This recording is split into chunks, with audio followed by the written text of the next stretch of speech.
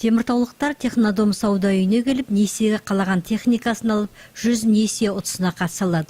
Бұл акция сәуірдің 1-нен бастап Қазақстанның барлық технодом сауда үйі желісі бойынша айдың аяғына дейін жалғасады.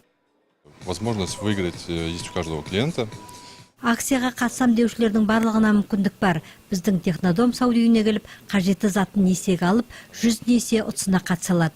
Ұтысқа қатысқа келгендер сауда үйімізге келіп, қалаған техниканы алып, несие рәсімдеуіне болады. Олардың арасынан 100 несие алушы ұтыс иегері бола алады. Бүгінде технодом есебінен 100 несие ұтысының екінші кезең өтіп, ұтыс иегерлері анықталды. Жолы болып ұтыс иегері атанғандардың бірі қала тұрғыны Солдатхан Қуанбай. Ол технодом сауда үйінен ұялы телефон сатып алған екен. Енді акция ұтыскер ретінде оның несиесі толық жабылды. Алғашында бұған сенбепті, алайда міне қолына сертификатын алып отыр. Қыздар звондады, сіз ұтып алдыңыз неден технодомнан 30 деп.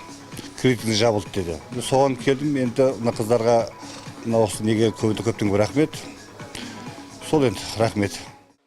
Технодом сауда үйінің қызметкерлері ұтыскерлерге телефон шалғанда Солдатхан Қуанбай секілді алғашында сенер-сенбесінде білмей қалатындар көп екен. Дегенмен акция жеңімпаздары болғанына көздері жеткенде қуаныштарында шек болмайды.